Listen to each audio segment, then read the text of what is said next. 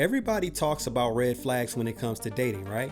But in GT3 racing, red flags can stop everything. And that's just one part of the silent language drivers need to read at racing speeds. Whether you're watching GT3 cars in IMSA, WEC, or the GT World Challenge, these colors tell drivers exactly what they can and cannot do. So today, let's break down the racing flags every beginner needs to know. Let's get into it. Before we begin, IMSA, WEC, and GT World Challenge share most of the same basic flag language, but some procedures and meanings change slightly depending upon the championship. Think of it as the same language spoken with different accents. We'll learn the shared meaning first and then point out the differences that actually matter. First is the easiest one, green. A green flag means the track is clear and racing is live. You might see it at the beginning of a session, during a restart, or after drivers have passed a dangerous section of the circuit. In that last situation, green tells them the yellow flag restriction has ended and normal racing can resume. Think of it like a traffic light. The danger has cleared and you're free to continue. Yellow means danger ahead. Drivers must slow down, stop overtaking in the affected area, and prepare to change direction. A single yellow normally means there is a hazard beside the track or partially on it, maybe a spun car, debris, or a stopped vehicle. In FIA-style regulations used in WEC and the GT World Challenge, double-waved yellow is more serious. Drivers must significantly reduce their speed and be prepared to stop because the track could be blocked or marshals may be working nearby. IMSA displays its yellow signals a little differently. A stationary or waved single yellow can warn about a local danger, while double stationary yellows can indicate a full course caution or safety car situation. That's why you don't want to memorize 2 yellow flags always means this without knowing which championship you're watching. This is where many new viewers get confused. A local yellow only applies to one section of the circuit. A full course yellow neutralizes the entire track. In current WEC and GT World Challenge procedures, drivers reduce their speed to a controlled limit, commonly 80 kilometers per hour or approximately 50 miles per hour, and overtaking is prohibited. Because everyone slows down at roughly the same time, the gap between the cars can remain relatively intact. A safety car works differently. The safety car physically enters the track, takes control of the field, and gathers the cars into a line. That can erase a large lead and completely change the race. IMSA connects its full course yellow more closely with its safety car procedure, including its own pit lane and pass around rules. Here's the simple version. A local yellow protects one area, a full course yellow neutralizes the entire circuit, and a safety car bunches the field together. Okay, so yellow protects one part of the track, a full course yellow neutralizes the entire circuit, and a safety car brings everyone together. Remember those 3 differences and you've already eliminated a lot of the confusion. Then there's the red flag.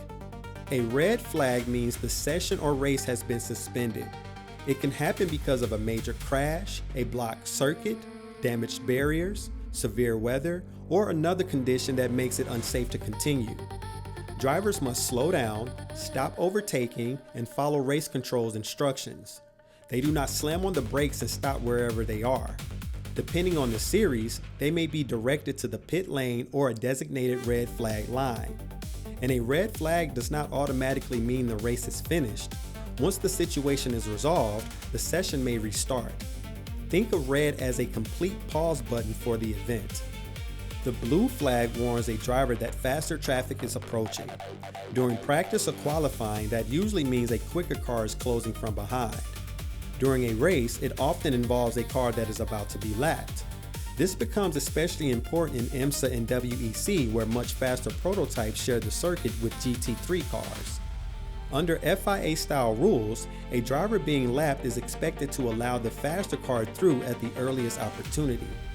In IMSA, the blue flag is officially advisory rather than a direct command, but that doesn't give a driver permission to deliberately block faster traffic. Think of blue as an urgent rearview mirror warning. Somebody quicker is coming. The white flag is one of the biggest cross-series traps. Under FIA style regulations used in WEC in the GT World Challenge, white warns that there is a much slower vehicle ahead. That could be a damaged race car, an intervention vehicle, or another car moving well below normal racing speeds. At IMSA corner stations, white can provide similar warnings about a slow car or service vehicle. But when the IMSA starter waves the white flag at the start-finish line, it signals the beginning of the lap. Same color, but different use depending on where it's displayed.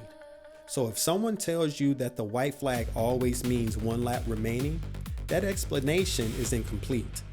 Next up is the black flag family. Black flags normally apply to one specific car and are displayed alongside that car's number. A plain black flag means race control wants that driver to report to the pits, usually because of a penalty or another official instruction. It does not automatically mean the driver has been disqualified. Next up is the black flag with an orange circle, commonly nicknamed the meatball flag. This means the car has a mechanical problem that could be dangerous to the driver or other competitors. It could be loose bodywork, a damaged light, a door that isn't secure, or another safety concern. The car must come into the pit so the problem can be inspected or repaired. You may also hear commentators call this a mechanical black flag. They're talking about the same flag. Lastly, we have the black and white diagonal flag. That flag is a driving warning. It tells the driver that their behavior has crossed the line and could result in a penalty if continues. Think of it like a referee saying, "That's your warning, do it again and there will be consequences." Now moving on to the yellow and red stripe flag. The yellow and red stripe flag warns drivers that the track surface has lost grip. That could be caused by oil, water, debris, or another substance on the racing line.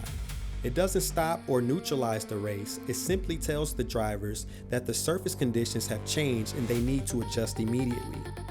Think of it as a slippery road sign appearing in the middle of a race. And at the end, we have the checkered flag. That means the session or race is over.